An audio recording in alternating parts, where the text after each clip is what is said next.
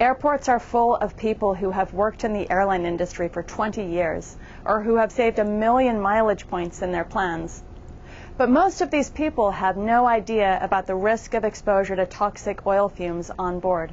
This short video takes you inside that issue to explain why everyone who flies needs to make a small contribution to a blood test that will matter greatly to you if you breathe oil fumes during your next flight.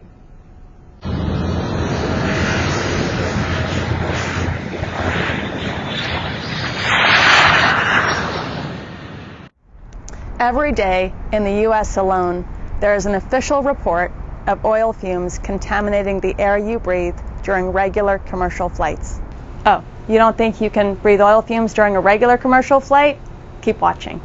Early in the onset of the symptoms of our flight, it was difficult to detect the amount of deterioration in our level of performance, but as the flight progressed and toward the very end of it, just prior to landing, it was becoming obvious that our performance was in fact very impaired. On aircraft, the air that comes through the vents into the cabin and flight deck is compressed in the engines first, and it isn't filtered before you breathe it. So if an oil seal in an engine leaks, for example, you will notice what is often described as a dirty socks or a musty smell, whether you're in the cabin or flying the plane. I did not ever see any smoke or haze in the cabin, just the dirty sock smell. After about 6 hours of flight time, I began to experience the same symptoms without ever smelling any odors. Because there are so many flights every day, statistically, the likelihood of you being on a fumes flight is pretty low. These oil fumes contain neurotoxic chemicals, so statistics are no comfort to the crews and passengers who breathe these fumes and get sick, developing problems with their memory, with their speech, with the way they function.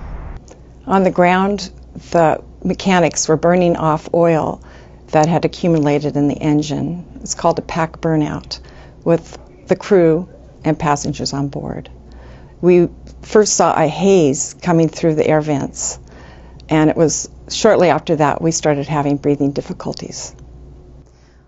Once we arrived at the gate, there were 12 ambulance and fire trucks around our airplane, and the crew was taken off on stretchers, and passengers were seen by paramedics. I felt as if I didn't have any control over what was happening, that we were being told by the company and the mechanics that this was perfectly okay, and that that was a routine. Crews and passengers need a blood test that will allow them to confirm exposure to oil fumes in flight, because without proof, they don't get appropriate medical care, and there's no pressure on the industry to clean up the air.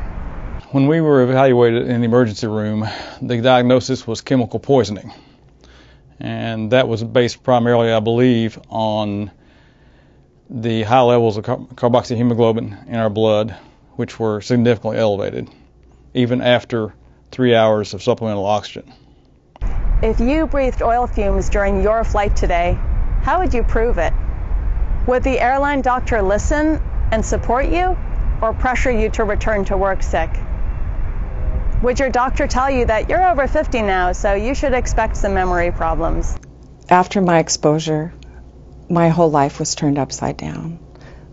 I lost a husband of 23 years who no longer recognized me as his wife.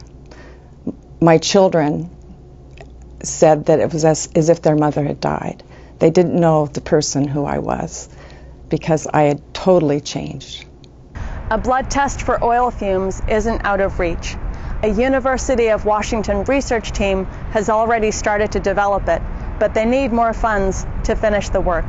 Right now, we can keep this research moving to once and for all get a blood test that will let crews and passengers prove it if they breathe oil fumes on board. I had no idea that 5.5 years ago on a normal flight that was going to be the last time I would work in the aviation industry. It has been financially devastating. I've lost what should have been the best 7 years of my career. This opportunity will be lost or delayed if people who fly don't collectively step up and make a small contribution to make this research happen. Not tomorrow, today. Every bit helps, and every donation goes directly to the research team. Go ahead, click on the link. Have you done it yet? I'll wait. How about now? Ask 5 friends. Post it on Facebook. I can no longer serve as an airman on any aircraft in any capacity. Please join us by making a tax-deductible donation to make this research happen. And thank you.